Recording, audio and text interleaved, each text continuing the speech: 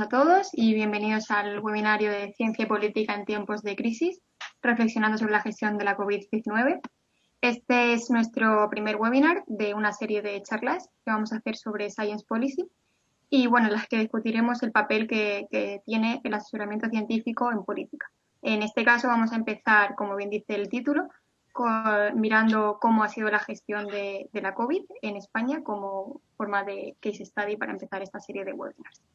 Y bueno, como sabéis, tanto este webinar como el resto de eventos que hemos ido realizando se han organizado a través del Club de Científicos Rafael del Pino, que nació en el seno de la Asociación de Becarios Rafael del Pino y que, bueno, que a día de hoy tiene el total apoyo de la Fundación homónima. Y de hecho tenemos hoy aquí a Vicente Montes, el director de la Fundación Rafael del Pino, que, bueno, nos va a dirigir unas breves palabras y saludar antes de comenzar el evento. Muchísimas gracias, Marina. La verdad es que voy a ser brevísimo porque la verdad es que los verdaderos protagonistas sois vosotros en el Club de Científicos y sobre todo nuestros invitados que han encontrado un hueco en unas agendas muy complicadas para compartir con nosotros su visión sobre todas estas cuestiones de ciencia y política en estos tiempos de crisis.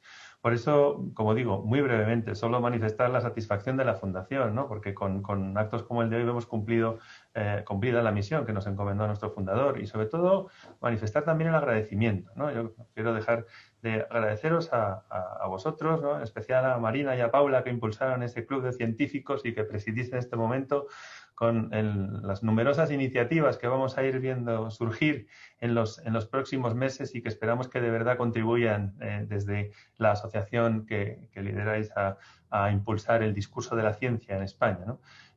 Como no, gracias también a Diego, ¿no? a Diego Rodríguez, que nos ayuda en la moderación de esta mesa y también dentro de los trabajos de este club de científicos, y a Eloísa del Pino, Manuel Franco, Ignacio Molina, pues el agradecimiento por haber encontrado ese hueco en sus agendas para poder acompañarnos y debatir sobre una cuestión fundamental, ¿no? La verdad es que los ciudadanos no estábamos acostumbrados a oír de ciencia. Prácticamente el debate de la ciencia estaba ajeno al discurso mediático, y la verdad es que vivimos un momento en el que hablamos de estas cuestiones e incluso surgen iniciativas populares para impulsar la inversión en este ámbito y otras iniciativas como las que está impulsando este Club de Científicos para tratar de establecer un espacio en el que sea posible impulsar la actividad científica en España, ¿no? Con esa lógica de conexión con la sociedad en la que se desarrolla, ¿no? Entonces, en ese sentido, gracias a todos de verdad. No quiero robar más tiempo a este debate y te devuelvo, Marina, el testigo para que lideres junto a Paula y a Diego este diálogo. Muchísimas gracias.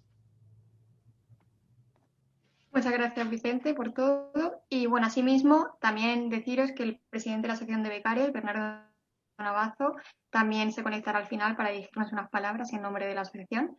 Y bueno, antes de comenzar el evento, quería tomar un minuto para agradeceros a todos vosotros vuestra asistencia, pero también especialmente a los ponentes que tenemos hoy, que son magníficos y que al final nos están dedicando su tiempo y sus ganas de enseñarnos lo que saben para, bueno, para generar este espacio de discusión que tenemos hoy en día.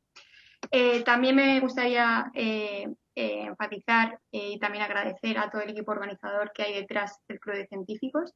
Y en este aspecto me gustaría remarcar, como copresidenta del Club de Científicos junto con Paula Martín, bueno, que este evento, al igual que los pasados y los futuros, no ocurren de manera arbitraria, sino que hay un gran esfuerzo y un gran equipo detrás, dedicando todo su tiempo y toda su ilusión, con el único objetivo de promover estos espacios sobre ciencia en nuestro país, que desafortunadamente son muy pocos, y también queremos crear una comunidad abierta que, gracias a Dios, sigue creciendo día tras día y que, bueno, que al final sirve como punto de encuentro y difusión en las diferentes áreas científicas. Y también remarcar que queremos promover una iniciativa tecnológica en nuestra economía y sociedad.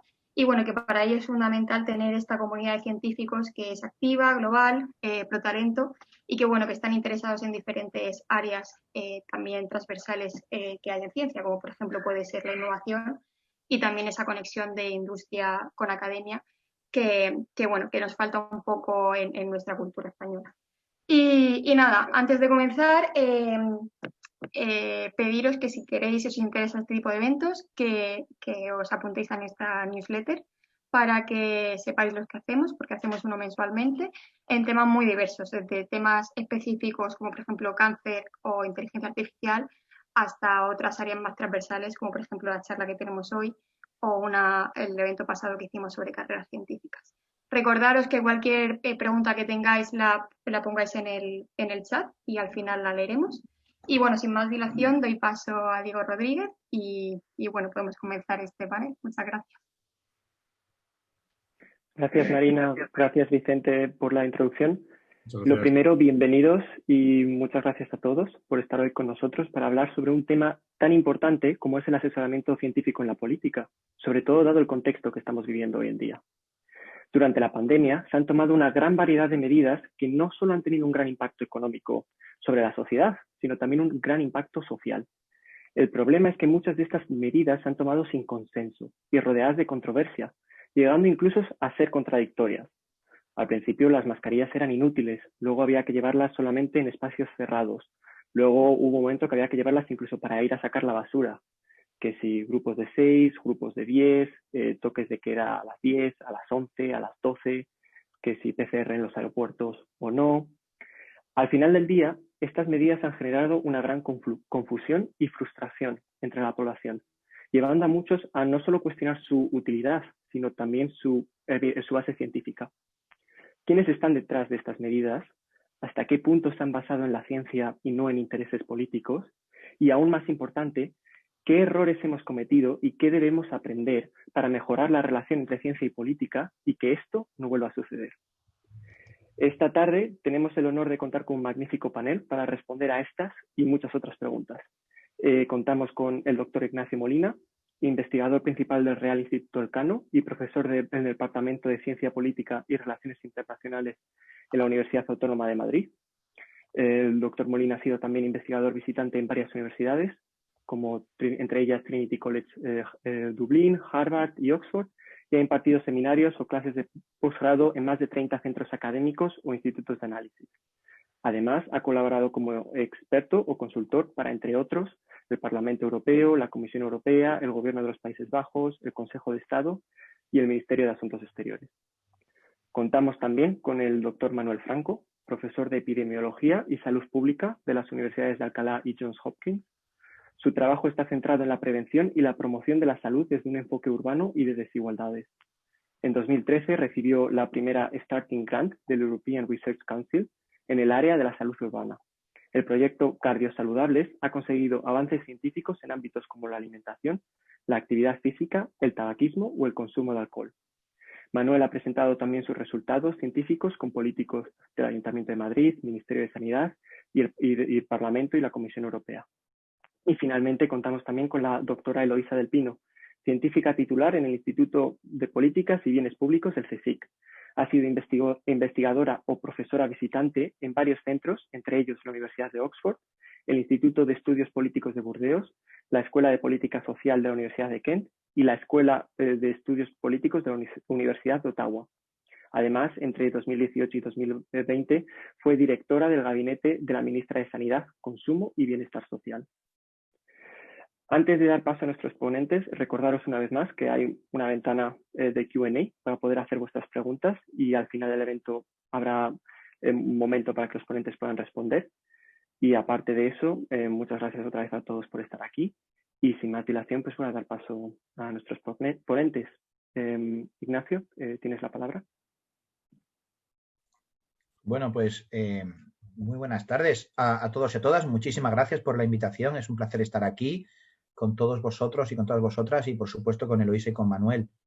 Me resulta, bueno, no me resisto a como la temática es lo que tiene que ver con el estatus de la temática general, ¿no? Del estatus de la ciencia en las sociedades, ¿no? Ya que nos has presentado con esto de doctor, que como sabéis hay una polémica ahora en Estados Unidos por la futura primera dama, ¿no? Jill Biden, que se presenta como doctora y dice, bueno, no es doctora en medicina y parece que en Estados Unidos, como pasa en España, no solamente en Alemania, yo creo que hay costumbre y en algunos países de América Latina, ¿no? de presentar a los... Bueno, y luego en Italia, que todo el mundo es doctor, absolutamente todo el mundo es doctor en Italia, de presentar a los que hemos hecho una tesis doctoral con ese nombre, ¿no? Entonces, bueno, quizá Manuel sí que merezca el nombre de doctor en ese sentido, pero los que hacemos ciencia social, como Eloísa y como yo mismo, pues siempre tenemos un enfoque un poco más modesto. Y este es mi primer mensaje realmente, ¿no? Yo creo que muchas veces cuando hablamos de la relación entre ciencia y política o ciencia y toma de decisiones, tenemos una tentación que deberíamos de evitar de dotar de una infabilidad y de una coraza contra las críticas legítimas que puede hacer la ciudadanía y el mero, ¿no?, discurso pluralista y la confrontación ideológica que forma parte de la democracia, debajo de la idea de que esto está soportado o sustentado en el experto científico. Esto es algo que, bueno, pues es una tentación que cometen los propios científicos, que muchas veces porque nos sentimos, no sé, pues en una torre de marfil, los científicos que están asesorando a los políticos, pues probablemente mucho más, porque además existe un elemento de poder, ¿no? Es decir, bueno, es que el poder que te corresponde a ti como decisor, que eres el que tiene la autoridad pública, el que representa a los ciudadanos, el que ha sido elegido en un proceso de investidura en el Parlamento y que se ha formado un gobierno y eres el que tienes que rendir cuentas, bueno, pues si ese poder me lo otorgas a mí, pues evidentemente hay un interés muchas veces detrás de decir que las cosas las deben de hacer los decisores.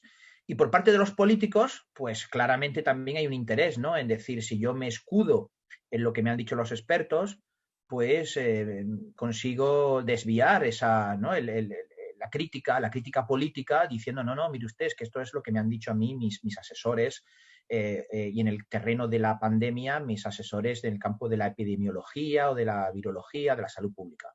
Entonces, bueno, yo creo que la primera cuestión, y luego podemos hacer crítica y hacer un poco de auditoría, si queremos, sobre lo que ha pasado en España en estos 9 meses, y entonces, o 10 meses, 11 meses, y seguro que vamos a encontrar muchos defectos y muchos defectos sistémicos en esta relación entre conocimiento experto y toma de decisiones, pero antes de hacer eso, yo sí que creo que hay que hacer una llamada a la modestia. Una llamada a la modestia y una llamada a que tengamos mucho cuidado en confundir una relación virtuosa que debe de existir en la toma de decisiones, ¿no?, que los políticos cuando van a tomar una decisión, sobre todo decisiones tan drásticas como aprobar un estado de alarma, imponer confinamientos y reducir la movilidad, hacer que empresas, condenar en cierto modo a muchas empresas a la desaparición, al cierre, aumento del desempleo, restricción de las libertades, que eso es algo que los políticos creo que nunca van a tomar a la ligera en una democracia, pero que muchas veces obviamente pues ante el vértigo que supone decisiones de este tipo pues intentan protegerse. Y eso, bueno, pues tenemos que ser cuidadosos. Y por el punto de vista de los expertos, que muchas veces lo que quieren o lo que pretenden es conseguir más poder sobre la pátina de su conocimiento.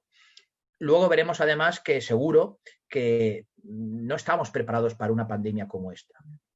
No estaba Occidente preparado, nuestros sistemas de salud pública, pero también nuestros sistemas de toma de decisiones estaban preparados para, bueno, pues para desafíos de salud pública más o menos conocidos.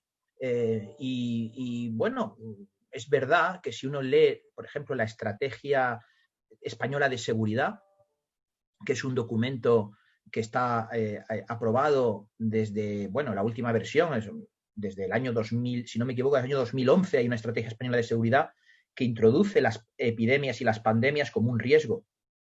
Y eso se ha ido renovando y aprobando, es decir, que nadie podía decir esto es un cisne negro que no sabíamos que era imposible que ocurriera. No, bueno, pues se había hecho un procedimiento de estrategia sobre cuáles eran los desafíos a la seguridad y luego seguro que Eloísa nos va a contar que en el terreno específico de la política de salud pública evidentemente esto era una posibilidad que no solamente estaba prevista, sino que incluso se habían realizado pues experimentos prácticos y simulaciones sobre la posibilidad de una pandemia de características tan disruptivas como esta, es decir, que estaba más o menos pensado y por tanto esto está en el haber tanto de los políticos, las autoridades que han hecho este tipo de planificación, como los expertos que habían incluido en esos ejercicios de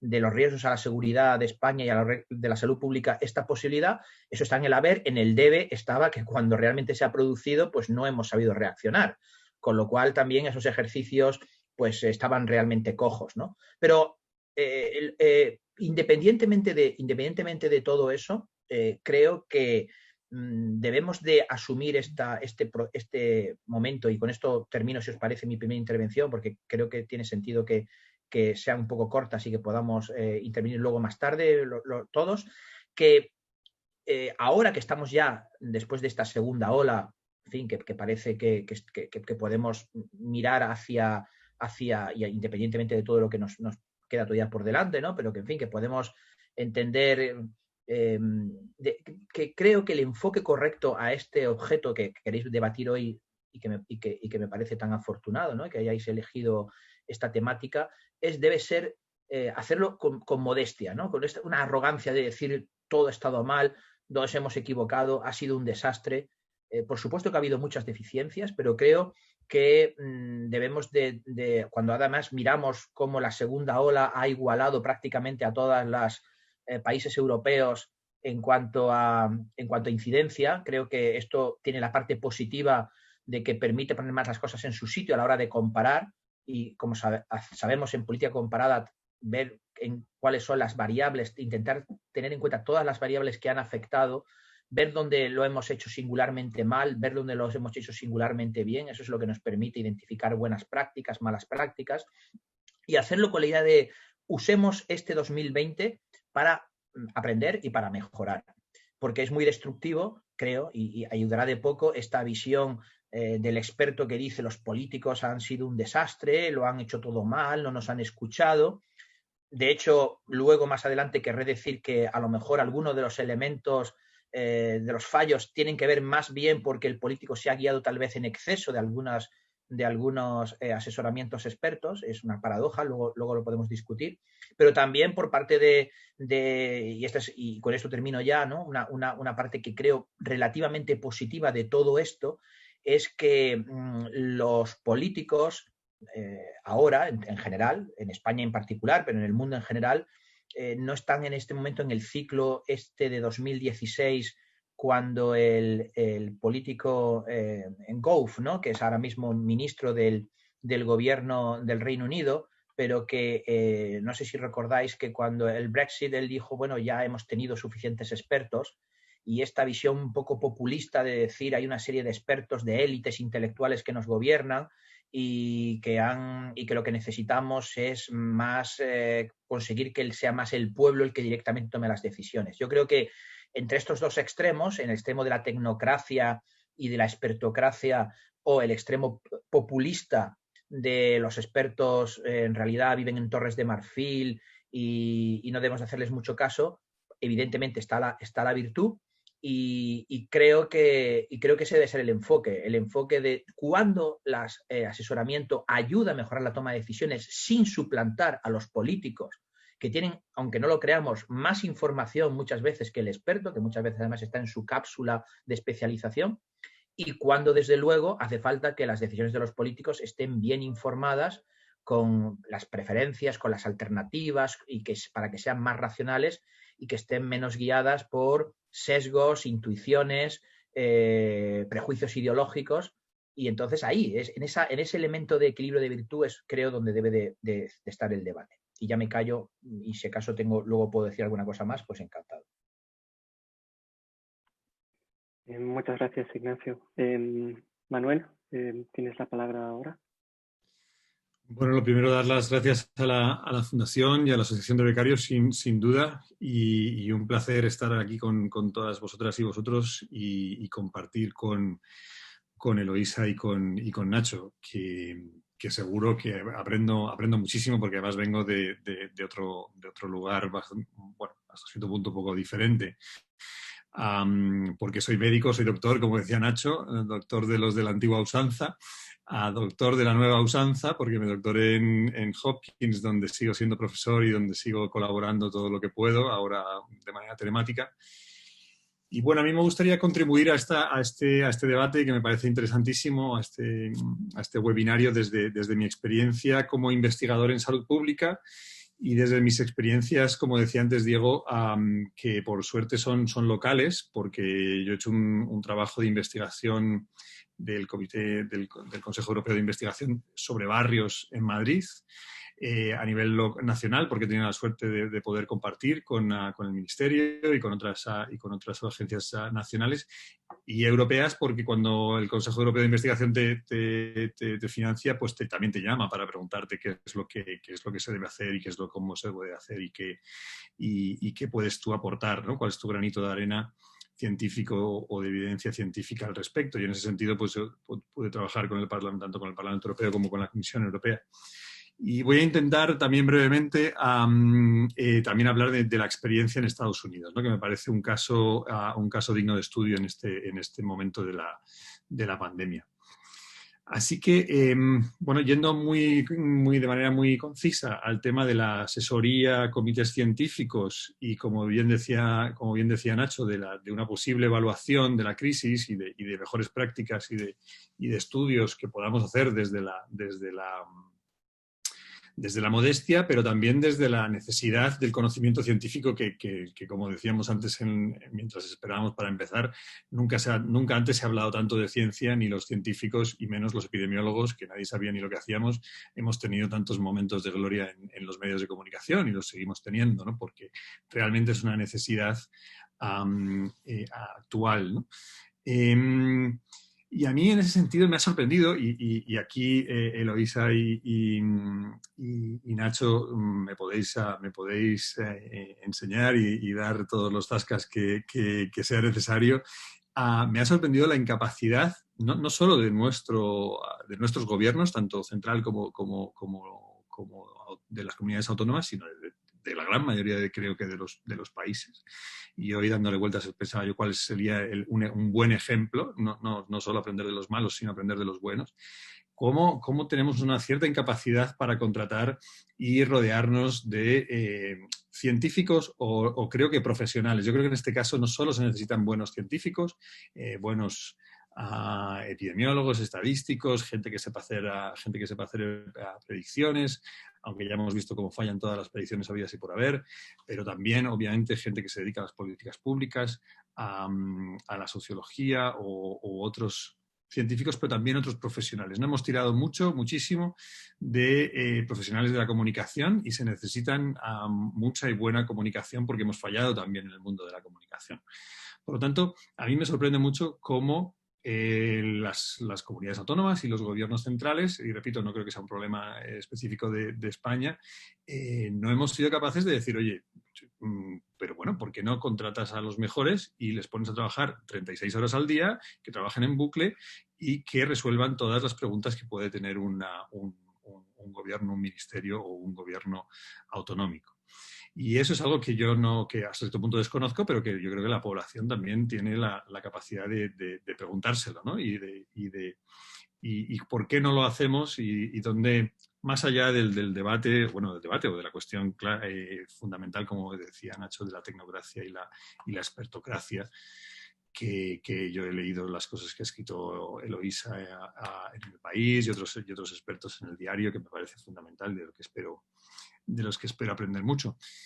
A nivel de comunidad autónoma, yo sí he conocido a gente que son colegas míos que han trabajado por el gobierno, por ejemplo, para el gobierno de Asturias o para el gobierno de la Comunidad Valenciana y que, bueno, pues están trabajando ahí. Y muchas veces se plantea este dilema de, bueno, pero son expertos, que es una especie como de comité de sabias y sabios que les llamo de vez en cuando, o es gente a la que, como decía antes, yo contrato y trabajan en 36 horas al día en bucle. No sé, ¿cómo se hace esto, ¿no? ¿Lo necesitamos? ¿Y cómo se lleva a cabo? Creo que es una pregunta legítima que se puede hacer cualquier ciudadano. Con respecto al tema de la evaluación de la crisis, aquí yo sí tengo cierta experiencia porque yo soy uno de los 20 firmantes de unas cartas que hemos escrito en la revista The Lancet, que es una revista de alto prestigio internacional en salud pública, y donde nosotros lo que decíamos era señores de los gobiernos de las comunidades autónomas y del gobierno español, dada la magnitud del problema que tenemos en España, y lo tenemos en muchos gobiernos del mundo y en muchos países del mundo, pero en España también, sería muy bueno hacer un trabajo de evaluación de lo que está pasando. Y en ese sentido, mi experiencia, porque esto ya lo escribimos en verano y vamos a publicar dentro de muy poquito la tercera carta, fijaos que esto parece una entrega por fascículos, bueno, la respuesta ha sido sí, pero no, pero cuándo, pero ya veremos, pero luego, pero más tarde. Entonces yo en ese sentido, y también lo digo desde mi ignorancia porque me dedico más a la investigación en salud pública que a la investigación en políticas públicas y al estudio de los aparatos de gobierno, creo que mi sensación es que la autocrítica y la evaluación, nosotros cuando hemos estudiado cómo se hace esa autocrítica y esa evaluación en otros países, resulta que los grandes ejemplos son países anglosajones, es decir, Australia, Inglaterra y Estados Unidos son donde más nivel de autocrítica y de evaluación se ha llevado y se está haciendo. Y mi sensación es que en España no estamos siendo capaces de hacerlo.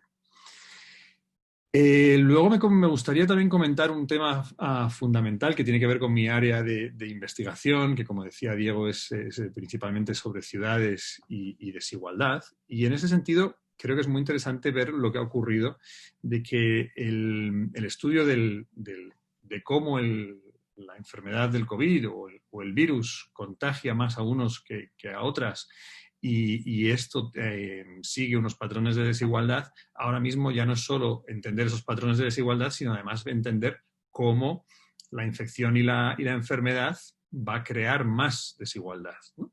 Y bueno, más o menos dependiendo de cómo seamos capaces de tomar una serie de decisiones. Y en ese sentido, yo que me dedico al área de la epidemiología social y vengo del estudio de las desigualdades, tanto en Estados Unidos como en España, pues ha sido muy interesante para mí ver cómo los medios de comunicación eran los que más tiraban y me hacían a mí pensar y trabajar sobre este tema. Y en ese sentido pues pude colaborar con la agencia SINC, que es el del mundo de la ciencia en España, pero también con el Guardian o con la cadena SER o con El País, y dándole vueltas y trabajando no tanto de la manera más científica, sino de la manera más de comunicación. Pues incluso hemos llegado a montar un documental que creo que os lo recomiendo. Hago publicidad de ese documental, que es un documental que hizo en portada, sobre una tribuna que yo escribí en El País, hablando de las desigualdades en COVID dentro de las ciudades, hablando de los barrios de Madrid, de los barrios de Nueva York y los barrios de México.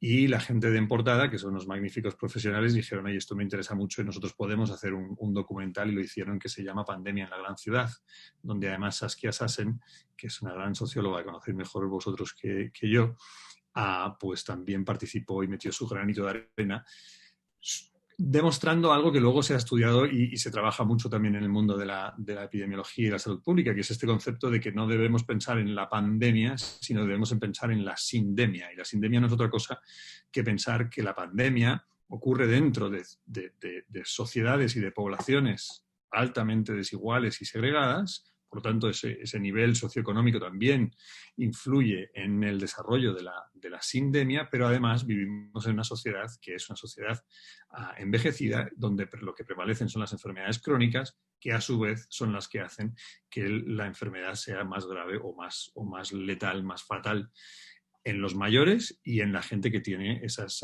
enfermedades prevalentes, que son las enfermedades que todos conocemos como las enfermedades crónicas, las enfermedades cardiovasculares o la diabetes, que es algo que yo he estudiado durante muchísimos años.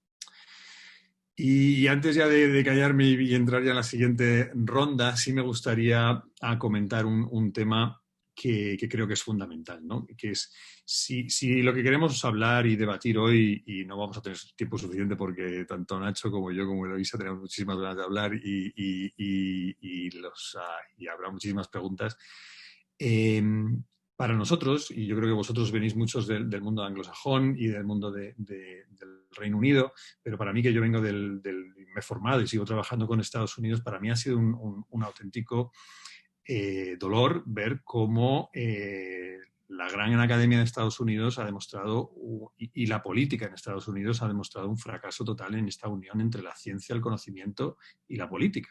Porque Estados Unidos, aun siendo la primera potencia mundial económica, etcétera, pero también científica, que es lo que a mí me llevó allí, sigue siendo el país donde tienen mayor problema de la pandemia ahora mismo. Y bueno, han cruzado ya el umbral de los 300.000 fallecimientos, siguen con un desatasco total en la coordinación y en la toma de medidas.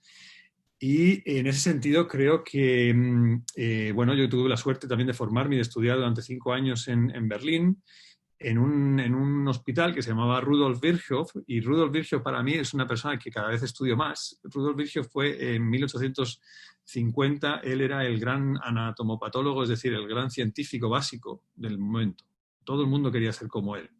Y en ese momento a él le mandan a estudiar la epidemia de tifus en Silesia del Norte.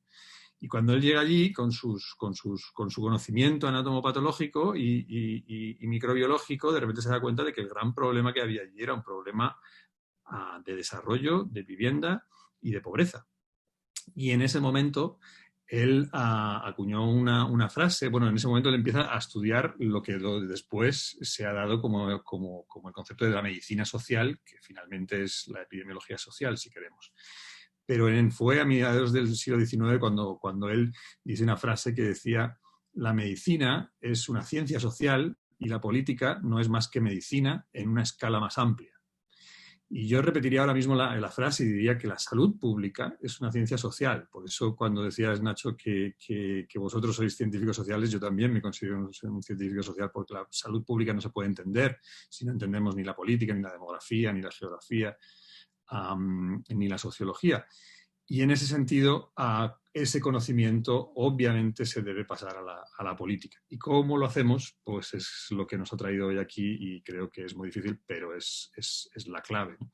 Y yo creo que él ya lo dijo en 1850, pero seguimos muchos gobiernos, incluso el gobierno alemán sigue, creo que, cometiendo esos errores, donde ahora mismo el científico más importante es un señor que es virólogo, con todos mis respetos y admiración, porque además lo está haciendo muy bien en términos de comunicación, pero él sabe de lo que sabe y no sabe ni de ciencias sociales ni de entender la salud pública en su globalidad para entender lo que está ocurriendo en Alemania. Y luego ya seguimos, que me enrollo. Muchas gracias, Manuel. Luego ya ahondamos en todos esos temas. Y finalmente, bueno, Eloisa, tienes la palabra.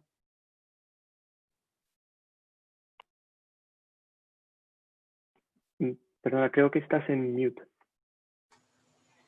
Gracias, Diego, por tu amabilidad, no solo ahora, sino a lo largo de todo este proceso. Gracias a la Fundación Rafael del Pino, aunque nos apellidamos igual, no tenemos relación. Lo quiero decir para que no parezca que me ha traído aquí en la Fundación del Pino porque soy alguien de Del Pino también, ¿no? Bueno, este es un tema apasionante, la verdad, y que yo, que me dedico a temas de políticas públicas y a enseñar también políticas públicas, pues me he planteado muchas veces en clase y he discutido en clase sobre el mismo. Es un tema que no es nuevo, nos ha surgido ahora, y yo, de hecho, en el contexto de la pandemia he cambiado de opinión sobre la relación entre política, ciencia y políticas públicas. Pensaba que pensaba una cosa y, sin embargo, he reflexionado a lo largo de la pandemia que seguramente volvería a cambiar de opinión, ¿no? Porque me dejo influir muy fácilmente.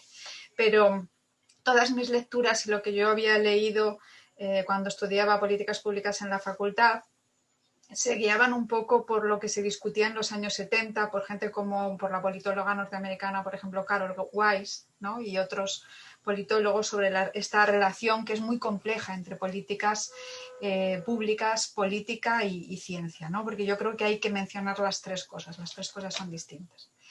¿Qué es lo que me ha hecho, no sé si cambiar de opinión o por lo menos tener una visión con más claroscuros que los que tenía al principio de la pandemia? Que eso es lo que somos los científicos. Los científicos casi nunca planteamos las cosas como blanco o negro, siempre planteamos claroscuros, ¿no? Y eso a veces a los políticos les vuelve locos, porque quieren soluciones concretas para los problemas, como es lógico, y nosotros decimos, bueno, sí, pero en este contexto, solo si se cumple tal condición, esto puede ser así o así, ¿no? Entonces, ¿qué es lo que me ha hecho cambiar de opinión? Pues todo empezó cuando se publicó un manifiesto por 55 sociedades médicas que se titulaba, con un título muy desafortunado, En salud ustedes mandan... en salud ustedes mandan, pero no saben, o algo así, ¿no? Era una cosa así. Dirigido a los políticos con la idea de decirles, apártense, que nosotros vamos a decir lo que hay que hacer en una epidemia y una pandemia, ¿no? Y entonces esto me llamó mucho la atención, porque por otro lado, a este manifiesto, que si lo leías era mucho más interesante que el título, que por eso digo que fue desafortunado, otros académicos, algunos de las ciencias sociales, algunos que no solo eran académicos, sino que también tenían responsabilidades políticas o que habían tenido experiencia de gestión, contestaron diciendo, bueno, tomar decisiones es una cosa complicadísima, los científicos no estáis preparados para tomar decisiones, vosotros lo que tenéis que hacer es decirnos qué abanico de posibilidades y de opciones de política pública tenemos y nosotros ya decidiremos, ¿no? Y es verdad, porque yo estaba más bien de acuerdo con esta segunda posición, ¿no? Para empezar, la primera posición, ya en la primera posición de ustedes retírense que venimos los científicos, me hacía pensar muchas cosas, como por ejemplo que muchas veces los científicos, hay una visión de los científicos como si los científicos fueran cuerpo santo, y los científicos muchas veces tienen conflictos de intereses también, ¿no? Trabajan para las farmacéuticas y pretenden asesorar a los gobiernos sobre determinados medicamentos, o trabajan, yo he tenido sentado delante a un científico que trabajaba para una marca de tabaco, probablemente la más poderosa de todos, intentándome convencer sobre las bondades del tabaco, ¿no? Entonces, cuidado con esa visión que tenemos tan a veces idealizada de los científicos. Y luego este manifiesto también era interesante porque solo estaba compuesto o estaba fundamentalmente compuesto por profesiones biomédicas o biosanitarias, ¿no? Y todas las otras ciencias quedaban pues fuera del manifiesto y fuera de todas las, como ha dicho el profesor Molina, hay otras muchas cosas con un impacto social, económico, etcétera, seguramente otros muchos científicos de los que a veces no son considerados científicos duros, que son los de las ciencias sociales, ¿no? Entonces también era un poco un manifiesto excluyente y por eso pues bueno, estaba más en esta otra opinión, la de la ciencia sí, pero oiga, que las políticas públicas son muy difíciles de adoptar y nosotros los políticos sabemos que las soluciones perfectas nunca existen porque a veces sabemos cuál es la solución perfecta, pero no tenemos dinero para implementarla, no tenemos capacidad administrativa para implementarla, ¿no? Por ejemplo, nos gustaría tener un policía en todas las carreteras viendo las infracciones de tráfico, pero no podemos hacerlo, ¿no? Nos gustaría testear a todos los ciudadanos, pero no tenemos capacidad para testear el primer día de la pandemia. Nos gustaría hacer muchas cosas, pero la realidad impone sus límites, ¿no? Tenemos una capacidad administrativa limitada, éticamente no todo es viable, etcétera, etcétera. Es decir, que las políticas, las decisiones son complejas de adaptar. Y yo estaba en esta segunda opinión. Sin embargo, a lo largo de cuando aparecieron todos estos 2 o 3, 4 o 5 artículos de diferente procedencia defendiendo esta última idea que he dicho, ¿no? Los políticos tenemos que obtener el poder de decidir una democracia, dije, pues no me conformo con una posición en un extremo o con una posición en el otro extremo, ¿no? Porque también si a los políticos les dejas completa libertad sobre cuándo utilizar la ciencia y cuándo no, cuándo usar la evidencia científica y cuándo no, pues es muy tentador a veces excluir la evidencia científica, ¿no? Porque, claro, las políticas hay que entender, y esto es fundamental, entender que las políticas públicas lo que hacen es repartir el poder en la sociedad, ¿no? Repartir los 500.000 millones de presupuesto público que tiene nuestro país, repartir cosas como quién tiene acceso o no acceso a la educación, quién tiene acceso o no tiene acceso a la sanidad, quién se queda con las emisoras de radio y los medios de comunicación, quién, etcétera, lo que sea. Y entonces, claro, es muy tentador pues no utilizar la evidencia científica que pueda existir sobre una cosa u otra, sino es muy tentador responder a intereses creados, ¿no? Y, por ejemplo, uno que haya trabajado en la administración pública sabe muy bien que hay gente que tiene mucha más capacidad de presionar a un ministro, por ejemplo, o a los diputados o a los senadores, que otras personas que tienen cero capacidad de imponer no de imponer, sino de hacer llegar a entender a los políticos cuáles son sus intereses.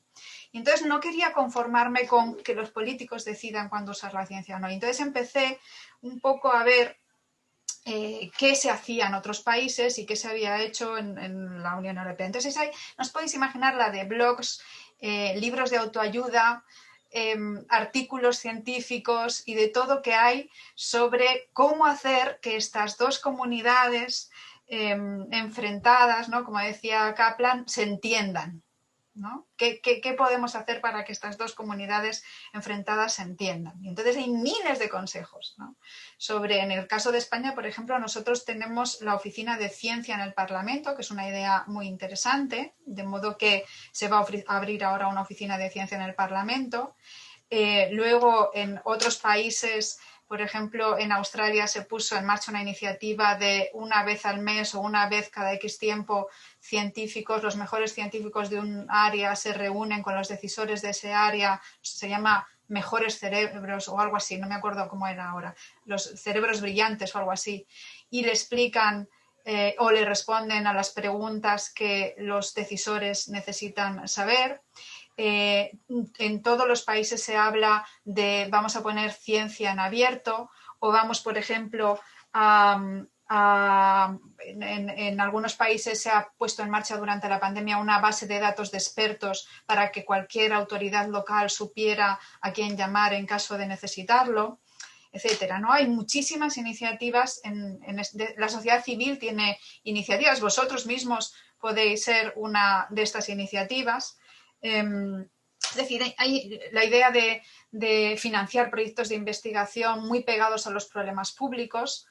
Por ejemplo, el trabajo que hace Manuel en ese sentido, que lo presentó en el Ministerio de Sanidad, ¿no? Lo recuerdo perfectamente, pues es una forma de limar asperezas, si queréis, entre los políticos y los científicos.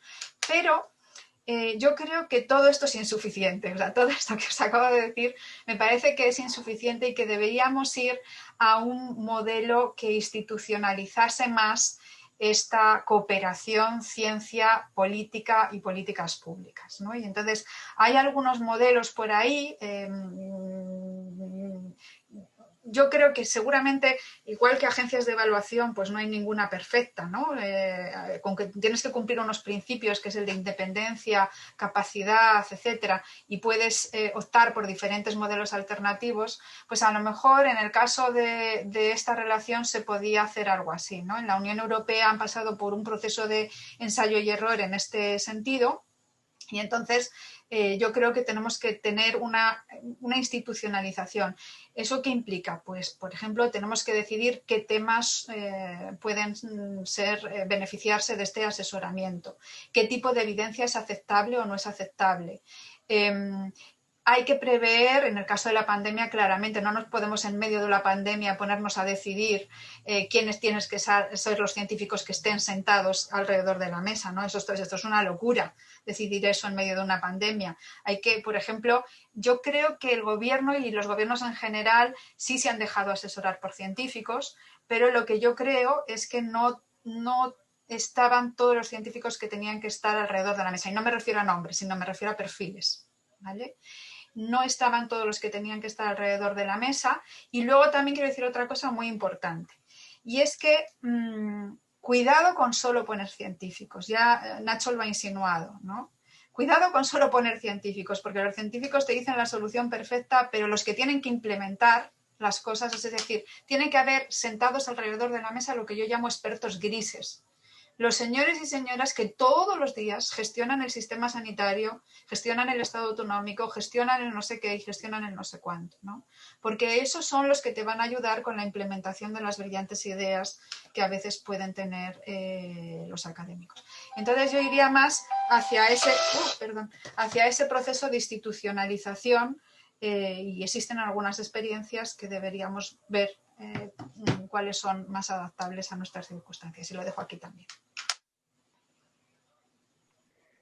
Muchísimas gracias. La verdad que es fascinante y que hemos tocado un montón de temas. Espero que podamos ahora ahondar en casi todos ellos. Habéis sacado temas muy interesantes respecto a los expertos, habéis hablado también un poco de otros países. Antes quizás de meternos más en detalle en esos temas, me gustaría un poco ahondar en un poco esos errores sistemáticos de los que estaba hablando antes Ignacio, que existen entre la relación entre la política y ciencia y que han impedido que respondamos de una manera adecuada a la pandemia. Y quizás hemos escuchado un poco el punto de vista desde la elaboración de políticas públicas y de incorporar evidencia científica en eso. Entre ellos, pues Eloísa estaba mencionando pues, que los científicos pueden estar interesados o que los políticos pueden ser un poco oportunistas.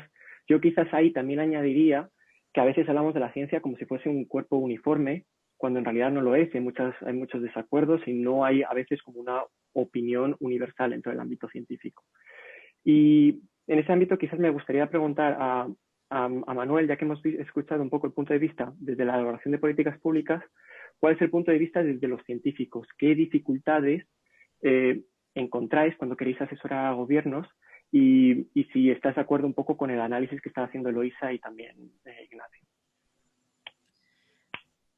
Pues yo creo que la dificultad fundamental es ese vínculo, esa colaboración, esa estructura que, como decía Eloísa, no hay una manera perfecta, pero que yo creo que lo que sí debería es existir una mesa en la que se reúnen X personas, y estoy completamente de acuerdo que no solo pueden ser grupos de sabios y sabias académicas miopes y con poco pelo los hombres, sino que también tienen que ser hombres y mujeres grises e incluso pacientes en el caso de la COVID, etcétera, ¿no? Yo creo que hay muchas personas a las que habría que convidar, y repito también la importancia de la comunicación y los medios de comunicación y los expertos en comunicación, que no son solo los expertos de comunicación de las cadenas de televisión, sino los expertos de comunicación de un ministerio, de una comunidad autónoma, o los científicos dándonos hablando, divulgando o comunicando, ¿no?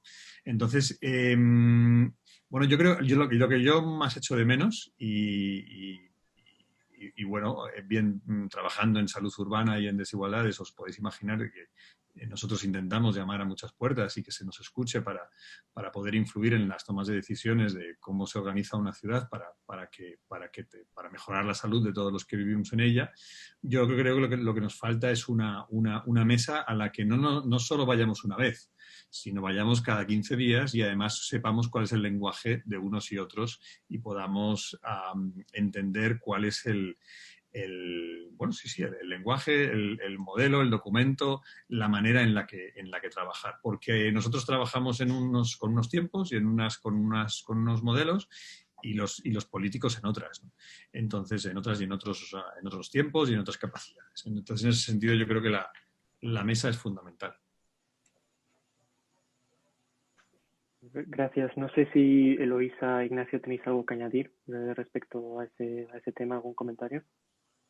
No, yo estoy de acuerdo. O sea, a ver, también hay que distinguir entre sectores de política pública. Yo estoy convencida de que en algunas áreas de política pública la participación de los expertos es constante, ¿no? En el sentido, no me refiero ahora en la pandemia, sino en tiempos de normalidad. Hay otras áreas que, pues, por ejemplo, estoy segura que en áreas mucho más de ciencias sociales, que podrían ser más de ciencias sociales, pues estoy pensando ahora en políticas de tipo de reforma del Estado, etcétera. No sé hasta qué punto hay una participación cotidiana de los científicos sociales, por ejemplo, ¿no? pero en otras áreas como sanidad sanidad o cambio climático, por ejemplo, pues, o medio ambiente, o no sé cómo se llama ahora, sí que creo, o en otras áreas con más tradición técnica, sí que creo que hay una participación más cotidiana, ¿no? De hecho, cuando hay que decidir la incorporación de un medicamento a la cartera del Sistema Nacional de Salud, se evalúa el medicamento, se evalúa el coste del medicamento, se tiene reuniones con las sociedades científicas, con las sociedades de pacientes, etcétera, etcétera. Es decir, que en algunas toma de adopciones cotidianas eso sí se produce con cierta normalidad. Bueno, yo creo que una de las cosas que estamos de acuerdo los tres es en algo que parece contraintuitivo cuando hablamos de la relación entre el asesoramiento experto científico y la política, que es que parece que la política pues es muy simple, muy sencilla, muy poco fundada sobre elementos sólidos y que la ciencia es la que va a dar una respuesta, ¿no? Que va a permitir una base sólida para la decisión. Pero luego nos damos cuenta que es la ciencia la que tiene ese pluralismo de visiones, ¿no? Incluso Manuel, cuando mencionaba el ejemplo de Alemania, ¿no? Pues a muchos de los que antes del mes de marzo no sabíamos distinguir entre virólogos y epidemiólogos, ¿no?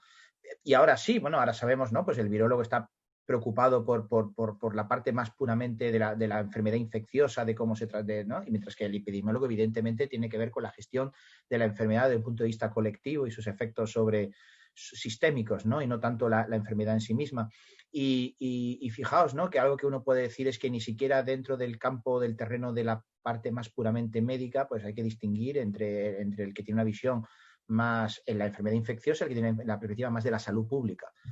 Y si esto lo vamos llevando a todos los terrenos, a todos los campos, los científicos se tienen que caracterizar por, y lo ha dicho también Eloísa, por más que dar certezas, introducir dudas. Y este forma parte de hecho, la ciencia avanza precisamente porque en lugar de afirmar certezas, lo que decimos es, bueno, hacemos un conocimiento que tiene que ser falsable, es decir, nuestro propio criterio para decir que algo es científico es que pueda ser luego replicado y ser falsado y ser superado por otra realidad. Es decir, la ciencia es, por definición, provisional y falsable. No da la respuesta definitiva. Entonces, justamente lo que yo creo que en esas mesas que mencionábamos, ¿no? De cómo hay que asesorar al político, es hacerle ver que las cosas tienen muchos efectos. El político, por otro lado, es sensible a eso, porque el político, al fin y al cabo, toma la decisión, tiene ese vértigo de la decisión, de cuál va a ser el impacto de algo que está sostenido por el elemento del Estado, de la soberanía, de la coerción. Al fin y al cabo, cuando los gobiernos han dicho confinamiento, hoy mismo el del primer ministro de los Países Bajos, ¿no? Detrás de eso están las fuerzas del orden público, de la ley y el orden de un país soberano que hace que la gente esté en su casa y si no es multada.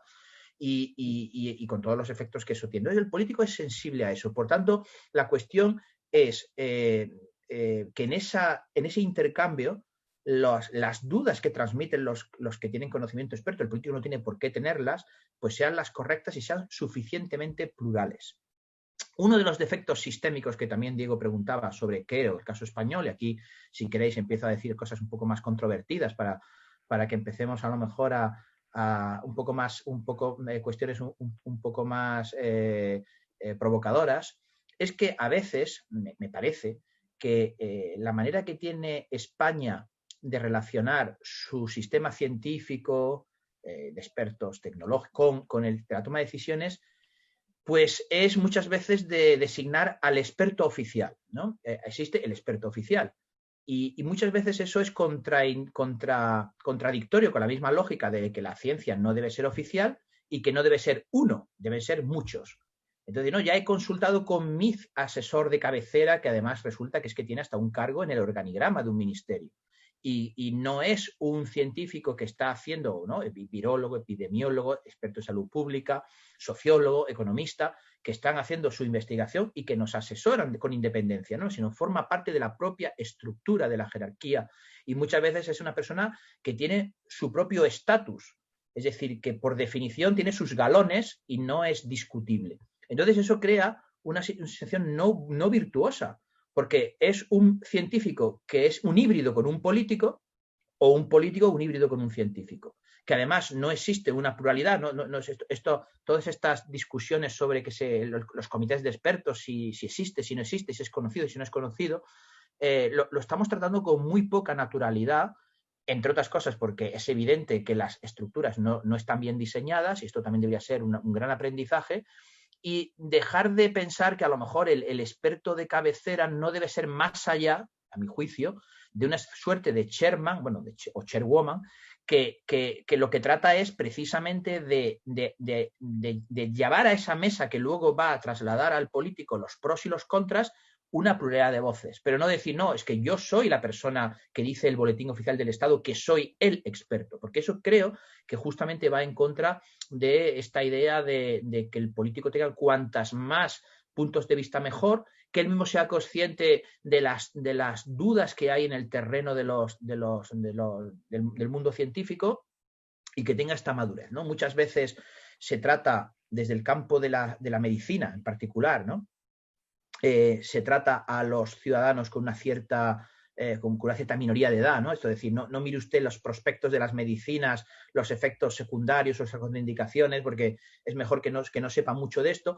Y de hecho tenemos un problema cuando los ciudadanos quieren saber más, porque se producen fenómenos como estos de los fenómenos antivacunas, que es otra cuestión. Pero en el terreno del decisor, del político, no es malo que él sea consciente de que en el terreno de la expertise hay dudas, hay discrepancias, hay distintas formas de ver las cosas, porque eso creo que le puede crear al político evidentemente menos tranquilidad de conciencia, todavía más vértigo a la hora de decidir, pero creo que eso no se produce cuando el sistema artificialmente ha identificado al experto oficial.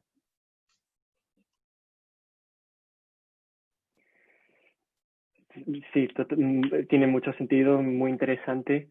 No sé si Manuel, Eloisa, queréis comentar algo en este último punto, porque veo que quizás vamos un poco pillados de tiempo, y antes de movernos a hacer otra pregunta, no sé si queréis decir algo de esto último que estaba diciendo Ignacio, sobre el tener algunas Avanza, personas. Diego, si quieres, porque yo creo que tanto Manuel como yo compartimos el mensaje de Nacho.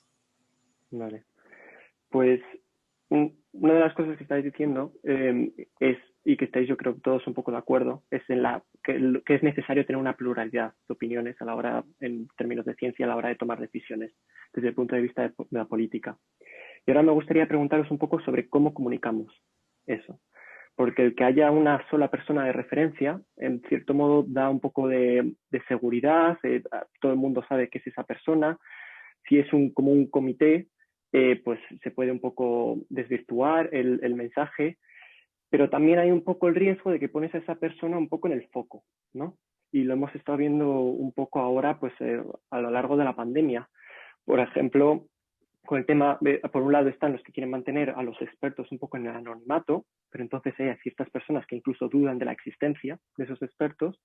Pero luego, si pones a una persona en el foco, pues en España, por ejemplo, tenemos a Fernando Simón, que se ha convertido, pues que la gente se hace camisetas de él y que incluso en una especie de adoración, y con otros que son detractores muy fuertes.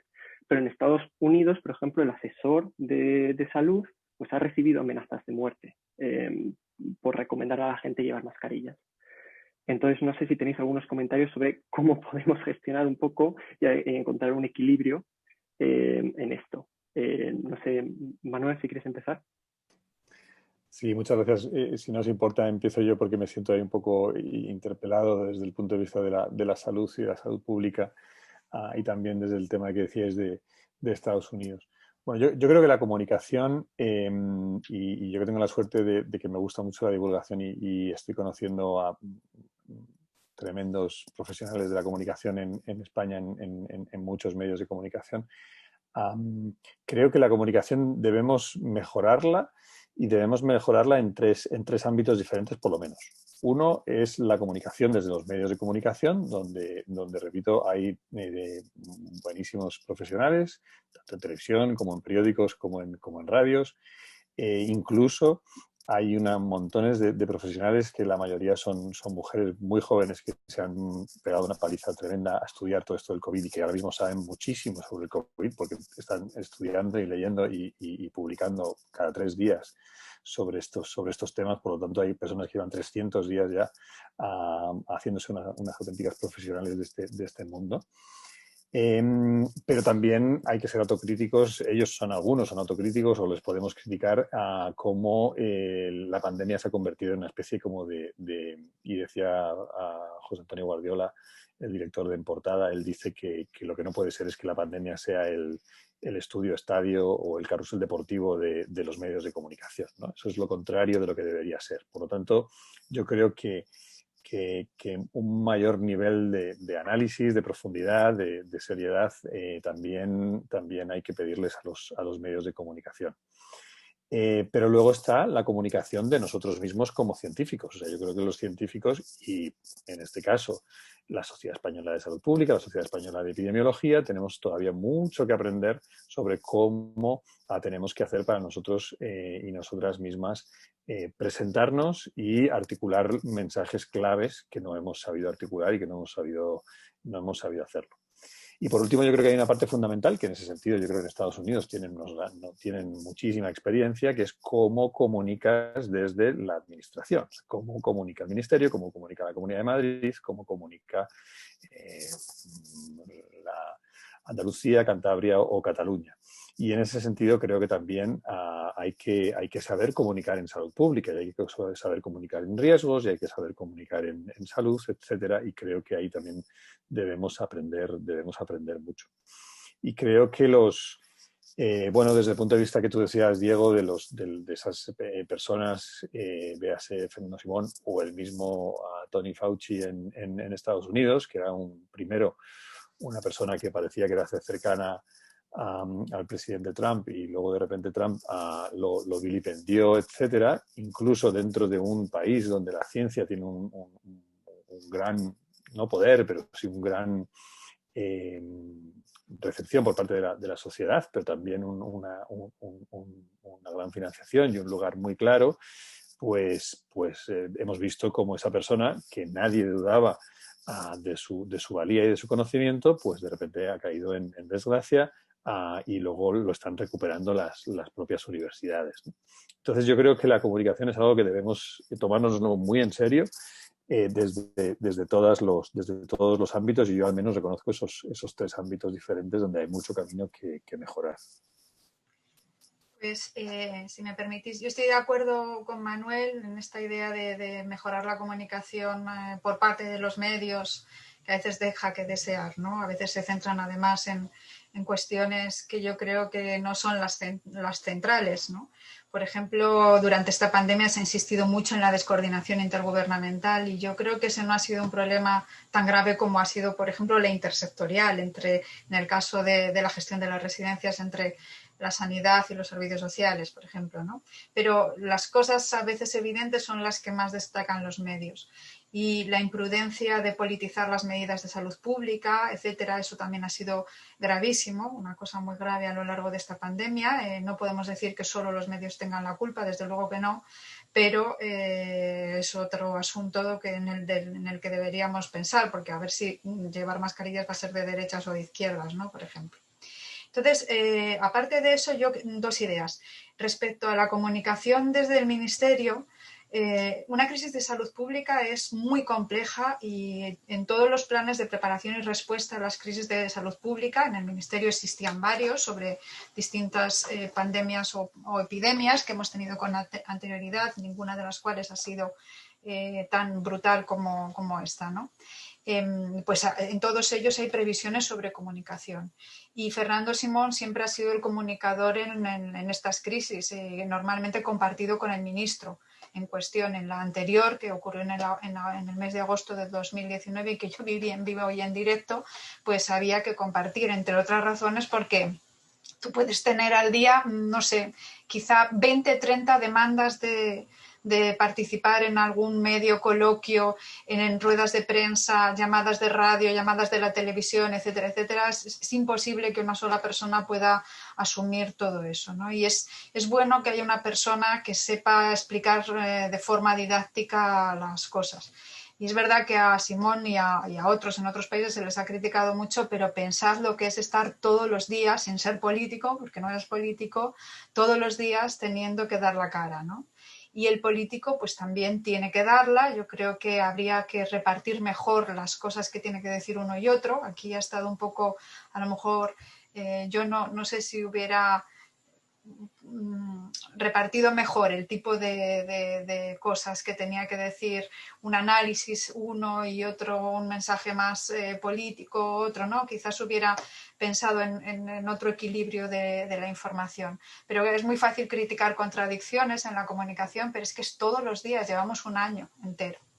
Donde sí yo creo que ha habido un serio déficit también de comunicación es en la comunicación interadministrativa y de las administraciones de las administraciones en general, ¿no? Por ejemplo, a la hora de elaborar protocolos y de diseminar los protocolos, pues por ejemplo en las residencias de mayores recibían 5 o 6 modelos de protocolos, uno de su propia empresa, otro de la administración tal, otro de la sanitaria, otro de la social, uno del Estado, otro de la comunidad autónoma, en ocasiones, ¿no?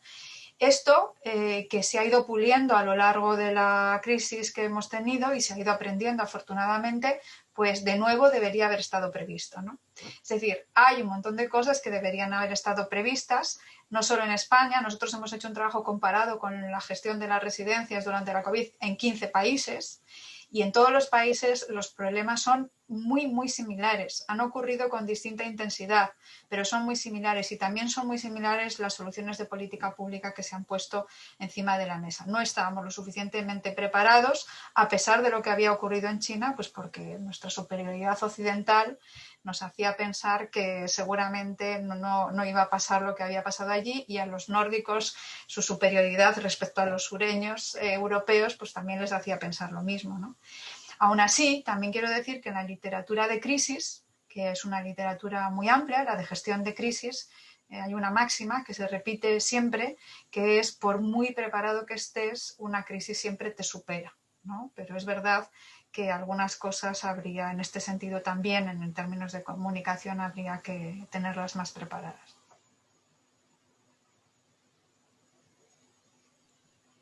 Bueno, no sé, Diego, si quieres introducir algún elemento más. Yo solamente quería apuntar aquí muy rápidamente que una de las cuestiones que deberíamos también de aprender es que los desafíos son similares, ¿no? Hemos tenido una tentación, sobre todo en la primera ola. Yo creo que en la segunda nos ha dado modestia a todos aquellos que en la primera ola sacaron consecuencias muy precipitadas sobre los fallos de unos países sobre otros, ¿no? Era muy, muy interesante ese señal, ¿no? Pues en los países del sur, Italia y España, pues es que claro, tienen un sistema de salud pública pues muy precario, y los recortes de la austeridad, cosas que podían ser incluso algunas cuestiones legítimas, pero que cuando eso acaba erosionando la legitimidad del propio científico o experto que hace las críticas, porque si está sustentado en sus prejuicios, no está explicando o no está haciendo su discurso o su crítica basado en su propio conocimiento científico, sino en sus prejuicios ideológicos. Y muchas veces, pues bueno,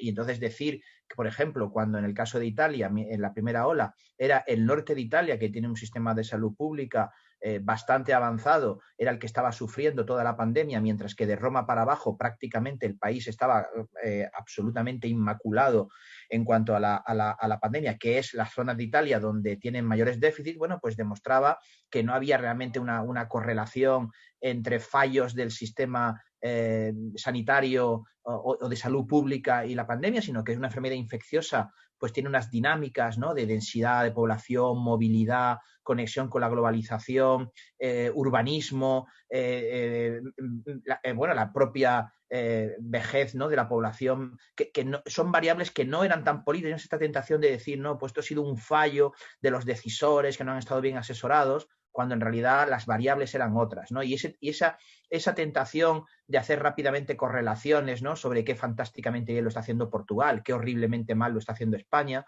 Bueno, pues yo creo que la segunda ola nos ha enseñado que en este caso, salvo cuestiones que evidentemente, bueno, pues por supuesto que habrá que analizar. Yo creo que el tema de las residencias de mayores en particular sí que es algo donde debemos de hacer una auditoría como país muy detallada, pero al margen de cuestiones concretas, yo creo que esto es algo a analizar en términos de sistemas occidentales de salud pública y no de España o Italia o Alemania. Ver buenas prácticas y malas prácticas de cómo países que no están acostumbrados a pandemias de esta naturaleza y que además tienen unas formas culturales y en esto mucho más parecido a lo que creemos Suecia con España, ¿no? A veces también hacemos estereotipos demasiado exagerados cuando cualquiera que conozca cómo es la vida en Estocolmo, en Copenhague, pues se da cuenta que no hay tantas diferencias, ¿no?, en cuanto a sociabilidad, densidad, uso de medios públicos de transporte, cercanía física.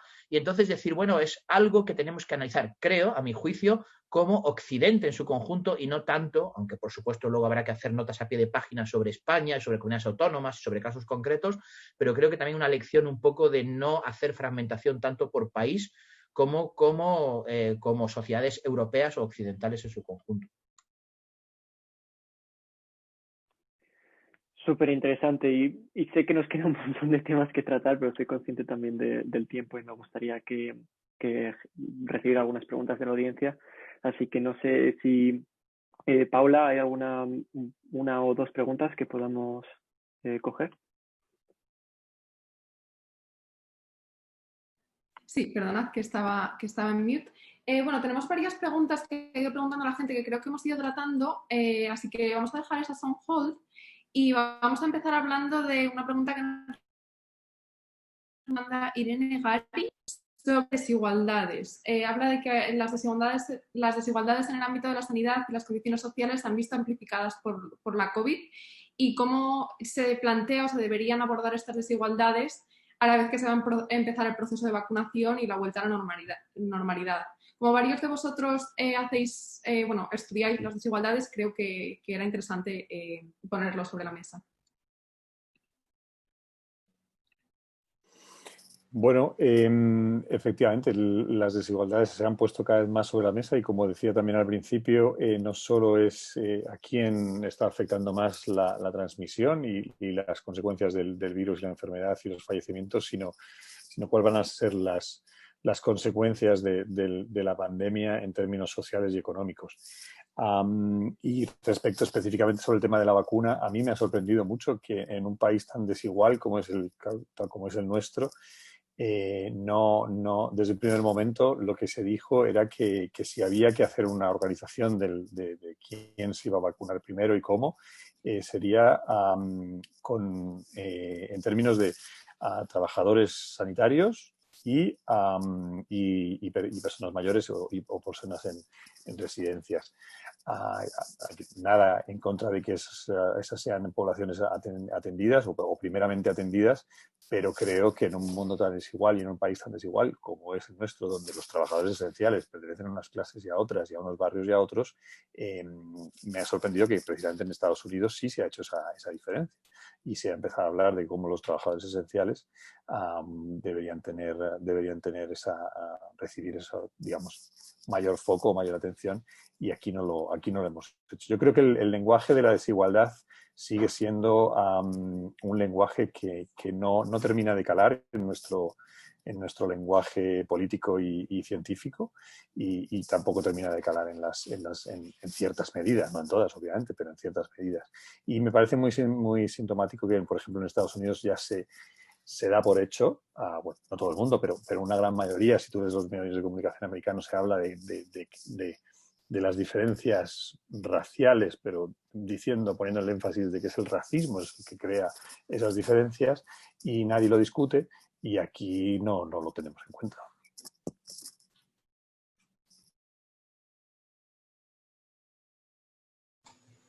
Pues sí, bueno, yo también estoy de acuerdo. Es muy difícil decidir seguramente quiénes son los primeros que se vacunan, ¿no? Porque efectivamente tenemos trabajadores esenciales, tenemos unas desigualdades en salud que han crecido en los últimos años, a pesar de tener el sistema, la joya del sistema sanitario que tenemos, que yo lo sigo defendiendo, ¿no? Que está deteriorado. Es verdad que está deteriorado, evidentemente, porque los recortes fueron muy graves y no se han recuperado. Somos, por ejemplo, el tercer sistema más eficiente del mundo, pero claro, somos eficientes a costa de una baratura, ¿no? De ofrecer cosas muy baratas.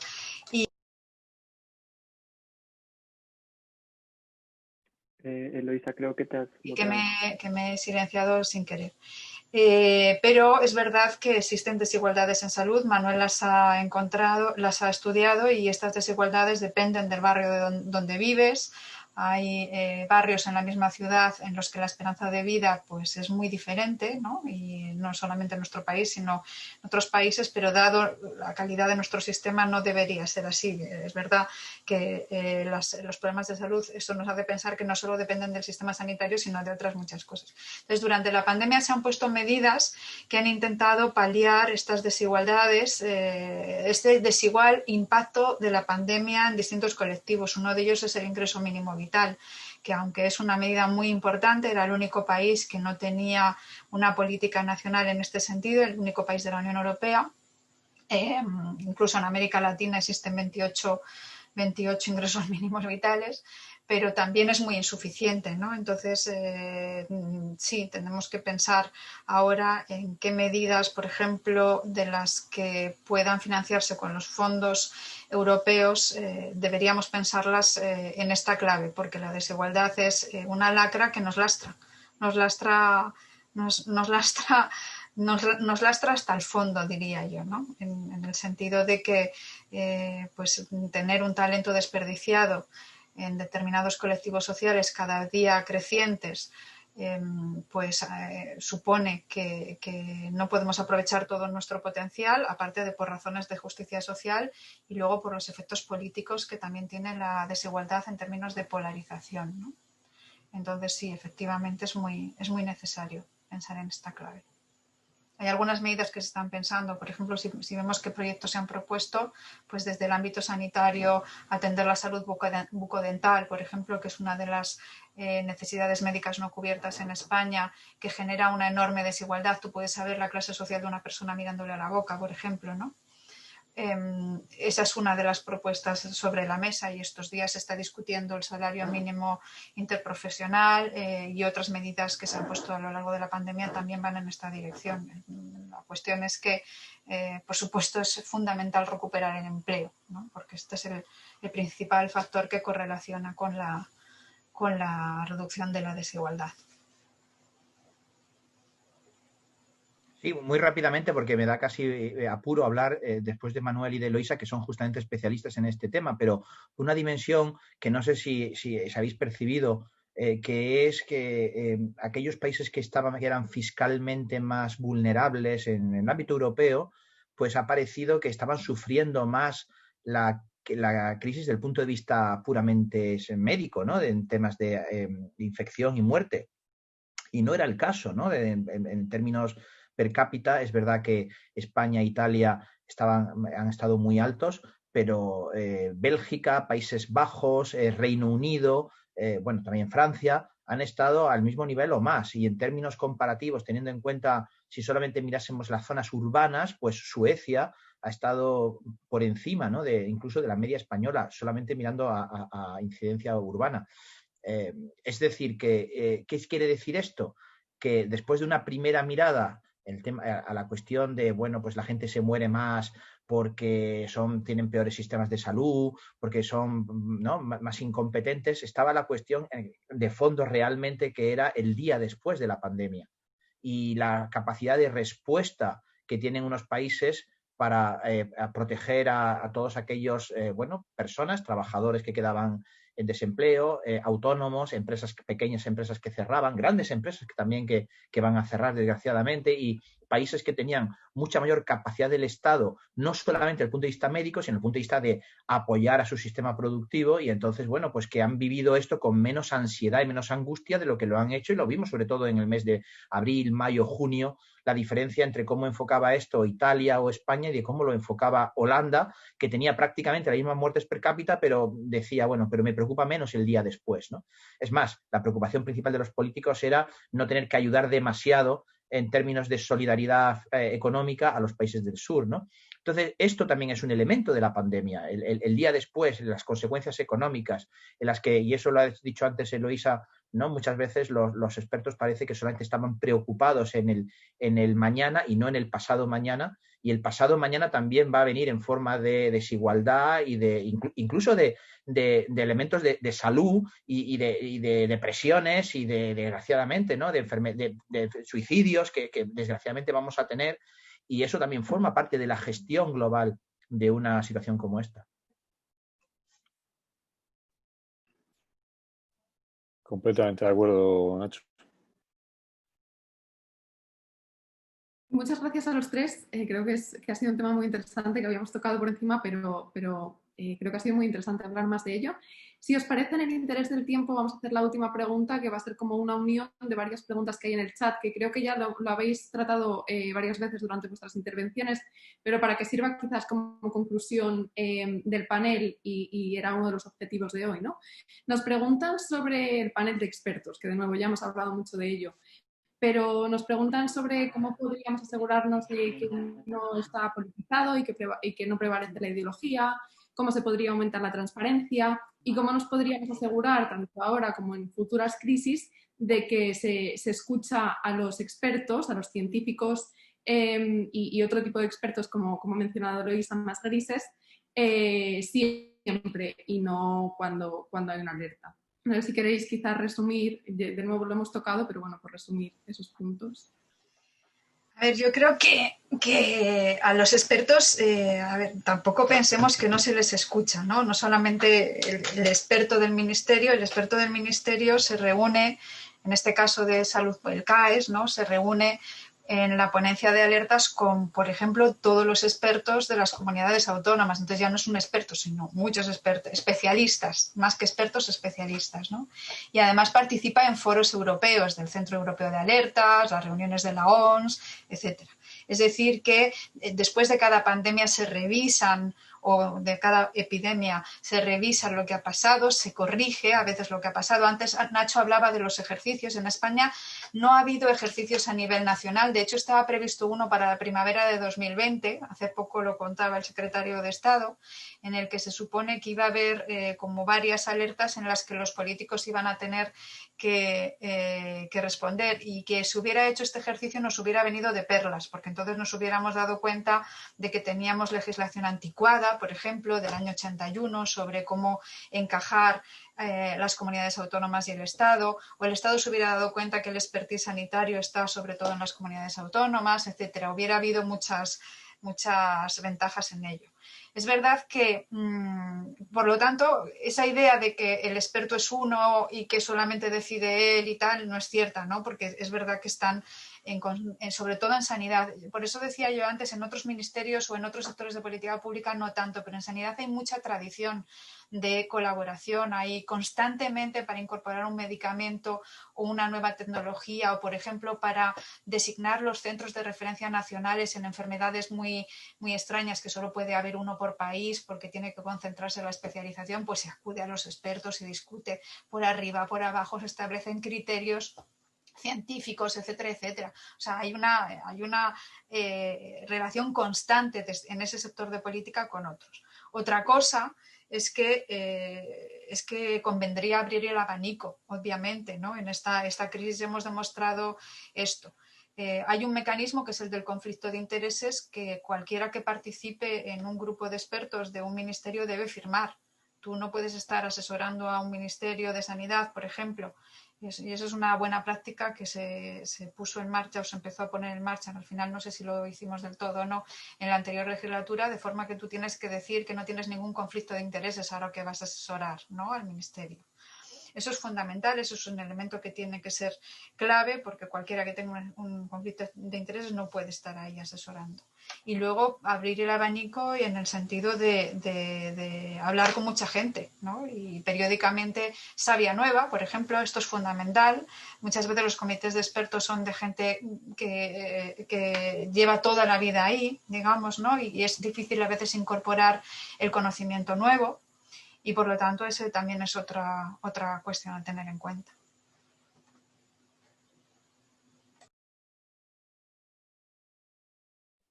Muy rápidamente, yo he participado en estas cartas donde éramos 20 expertos y éramos 20 expertos y hombres y mujeres de todas las partes del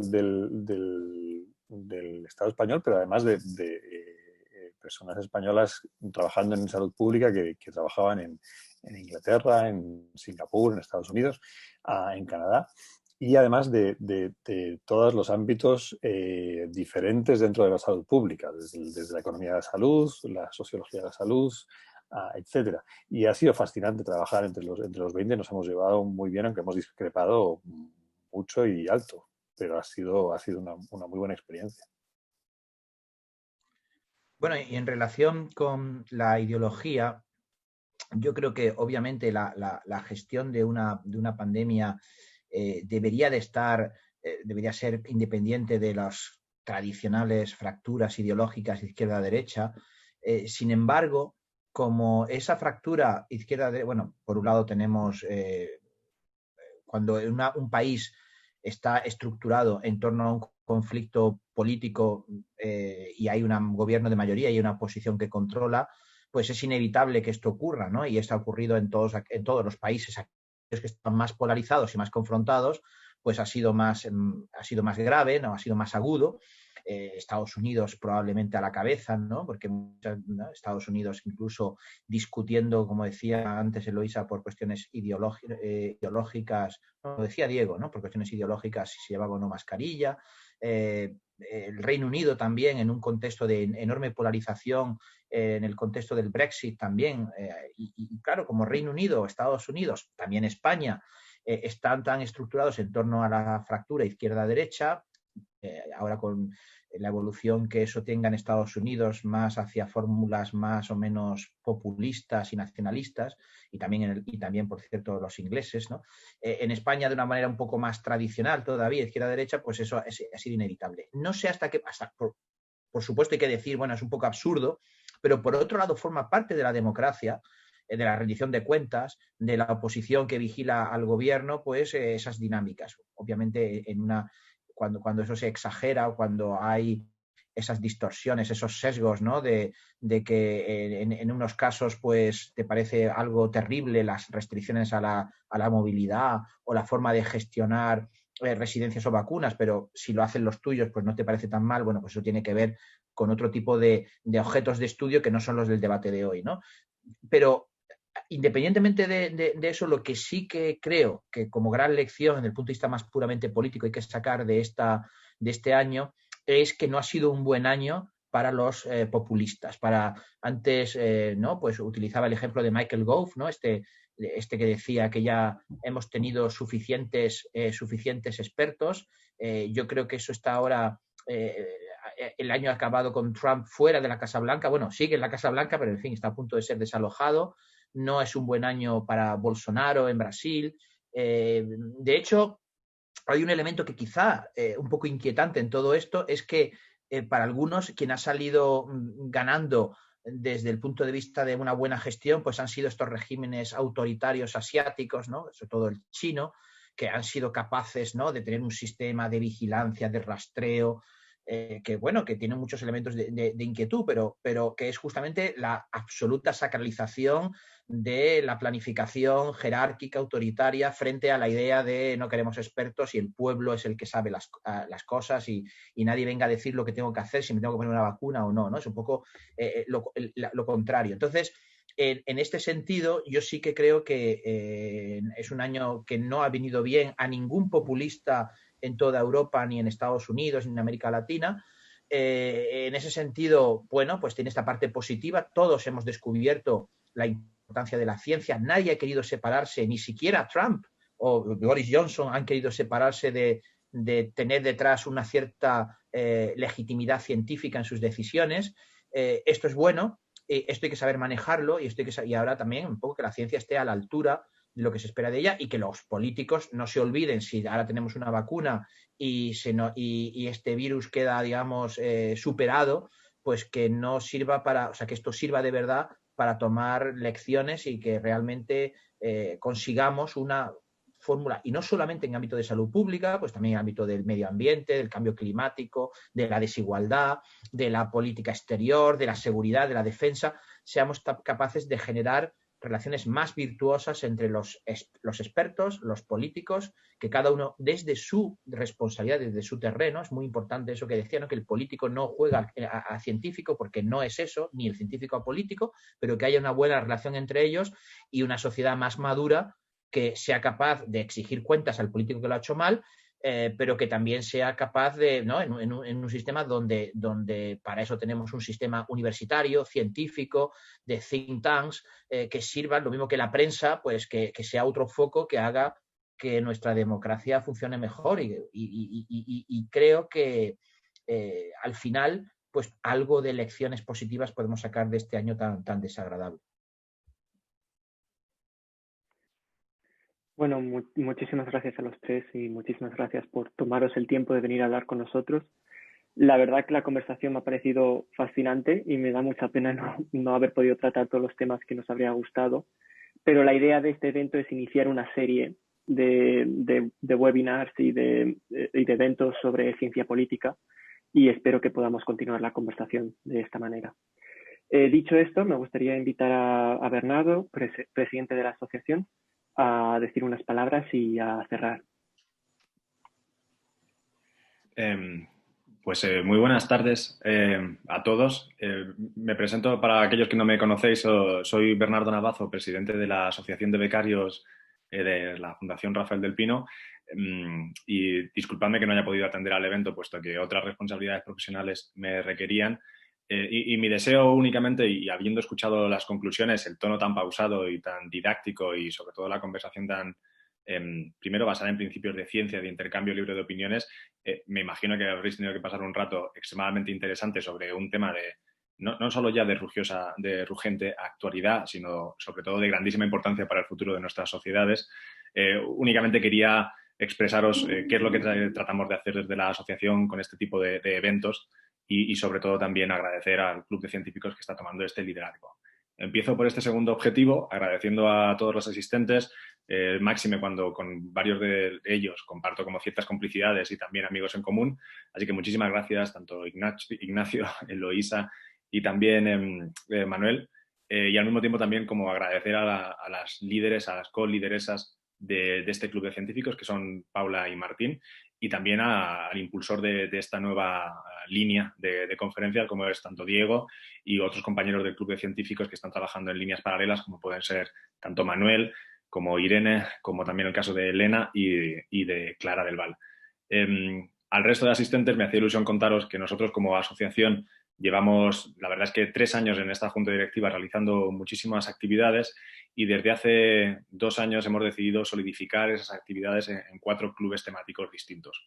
Uno de ellos es el club que hoy os ha albergado, que es el Club de Científicos y que, como habéis visto, lideran con mano firme y al mismo tiempo con gran inclusión tanto Marina como Paula, pero que también formamos parte tenemos otros 3 clubes. Uno de ellos, el Club de Árbitros, de tendencia más jurídica y sobre asuntos procedimentales, un club de impacto social, un recientemente creado club de inversión y, por último, también una plataforma que estamos realizando con Cátedra China, que probablemente acabe llamándose Club de China.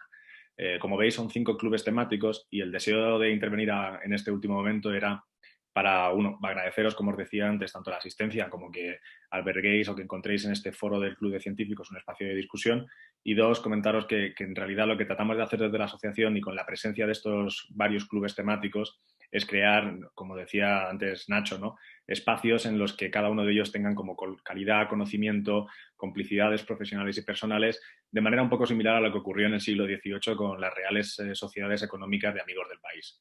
En este caso, salvando completamente las distancias, tratamos exactamente de hacer lo mismo. El Club de Científicos yo creo que es un espacio precioso que lleva ya una singladura de medio año y que sobre todo tiene mucha gente joven, mucho talento y también mucho impulso apoyado por parte de la Fundación, con recursos y sobre todo intelectuales que permitirán que esta iniciativa continúe. Y me gustaría haceros partícipe de esta gran familia. Yo creo que todos los ponentes pasan ya a formar parte también del Club de Científicos.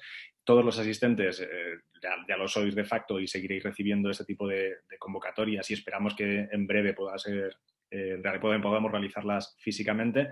Y por último, que penséis como que somos un conjunto, un foro de foros, en el caso en el que tenemos esas 5 adscripciones un poco más temáticas y que representan el mismo tipo de comunidad que aquí os habéis encontrado, ¿no? Gente joven, talentosa, con gran formación y con deseo de tener un impacto social, económico y político muy positivo en nuestras sociedades. Así que sin mucho más, y disculpadme por favor que aparezca en el último minuto únicamente para contaros algo de la trascendencia política que tiene el encuentro que habéis hecho hoy, que es mucha. No quiero nada más que agradecer de nuevo tanto a asistentes, organizadores y participantes y esperamos yo creo que probablemente en la segunda mitad del 2021 podamos hacer estos encuentros in situ y darle un poco más de ese cariz personal que todos tenemos muchas ganas de que ocurra. Así que muchas gracias de nuevo, sobre todo en este caso, Milena, Paula y Diego.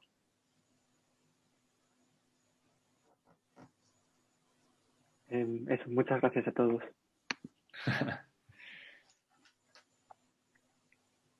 Pues muchas gracias por acogernos y ha sido muy interesante, hemos estado muy a gusto y gracias por vuestro interés y vuestras curiosidades. Y gracias, Bernardo, por contarnos también estos clubs que tenéis que son realmente sugerentes. Muchísimas gracias, buenas tardes a todos o buenas noches y muchísima suerte, Bernardo, y a todos los miembros de la Asociación de Becarios de Rafael del Pino. Mucha suerte y gracias por pensar que nosotros teníamos algo interesante que poder contar esta tarde. Pues encantado, muchísimas gracias y que tengáis unas merecidas y saludables vacaciones y que ha sido un placer compartir con todas vosotras. Muchísimas gracias. Hasta luego. Gracias, hasta luego.